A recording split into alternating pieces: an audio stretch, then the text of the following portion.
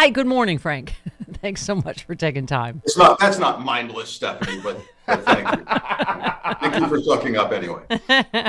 Well, we chatted a little bit before we got on here because I know you've literally been on TV 24/7 with all these breaking developments. But so that's significant, obviously, in any case, when someone goes from, we were saying, those of us not trained like you were like, that's the guy.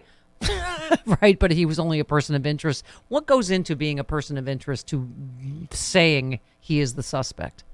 Yeah, I mean, look, this is really the lawyers running the show when you see the careful wording of person of interest and the gap that's been closed apparently now this morning, as we learned he's now the suspect, is they've got an overwhelming amount of evidence, likely including many witnesses saying, yep, that's him, the guy in the photo of that you're showing from social media, from driver's license, from rental van coverage, is the guy we saw in the system. And Stephanie, I would go a step further with today's forensic technology, with all the stuff he left behind, the gun, the gas mask, the gas canisters.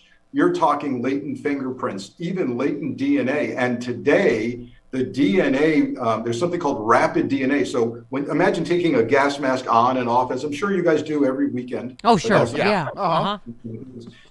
Think about the hair, fiber, the perspiration, the fingerprints. And today, DNA can be matched if you're in the system in 2 hours, fingerprints in 8 minutes if you're in the system. So they've got enough now to say, yep, that's our man. Yeah. Well, and Frank, what does all that tell you as an FBI agent in terms of that he left that much evidence? Well, now, obviously, as we said, you speculate, did he kill himself? Did he, where is he? I mean, because as you say, that is a mountain of evidence, isn't it?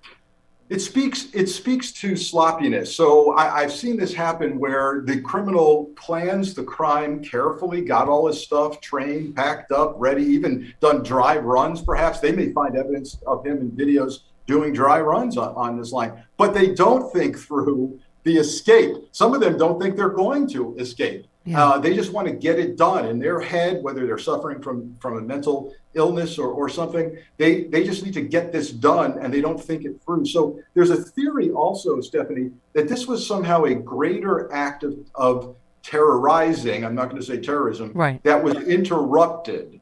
That was interrupted, meaning this is seemingly random. Why this car in this train? Why then? Why not later? Why not wait till you get to Manhattan? He rode through 8 stops, apparently. Why not a bigger thing? So this may have been interrupted. It's sloppy when you leave all of that behind. It's like take the gun, or take the cannoli, leave the gun. He left the gas mask, the gun. Sloppiness. And we can talk if we have time about the mindset of someone on the pathway to violence. We've studied mass shooters. Unfortunately, we have quite a body of research now, and we know what these guys look like, mostly guys, and we know how they operate. This is a little different to me. Yeah.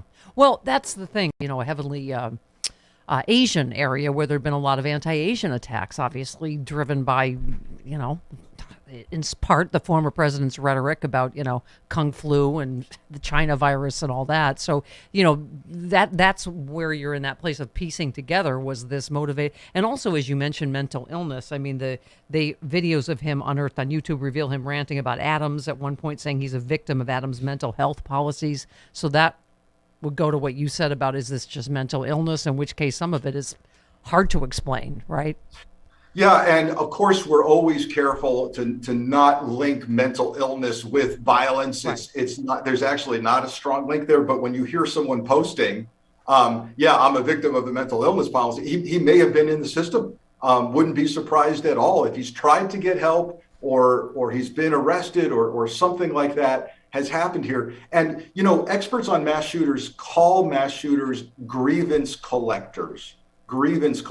He would have been, and his postings seem to indicate this. They brood, they obsess over an issue, real or perceived, by the way. When they catch this guy, if they do, he's likely to spout some nonsense that makes no sense to anybody except him. But there's a grievance collection. And eventually, people around this person are going to say, yeah, I should have seen that. He couldn't let go. He was despondent. he got the gun, he got the canisters, and that's where the public can help Stephanie catch this guy, because somebody's going to go, that I know that guy. I know he then retreated into isolation, as mass shooters do, right before the act. So we've seen this play out. The thing that's odd about this is no obvious connection to the target. This isn't a church shooting where there's a connection between shooter and church. A school shooting where there's a connection between the student and the school. A workplace violence shooting where there's a connection to the workplace. This is seemingly random, and that makes this different. Yeah, yeah.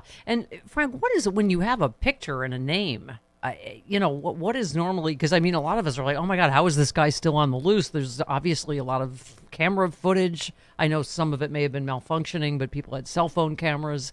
What is your take on what's going to happen next and when? So what's happening now, first of all, I love this aspect of what I call crowdsourcing of crime solving. We see this in the January 6 indictments, right? Where the general public is all over finding these people who committed violence at the Capitol on January 6th through social media and imagery. So my favorite is the dating apps, women that have turned guys in that bragged about the January 6th violence. Right.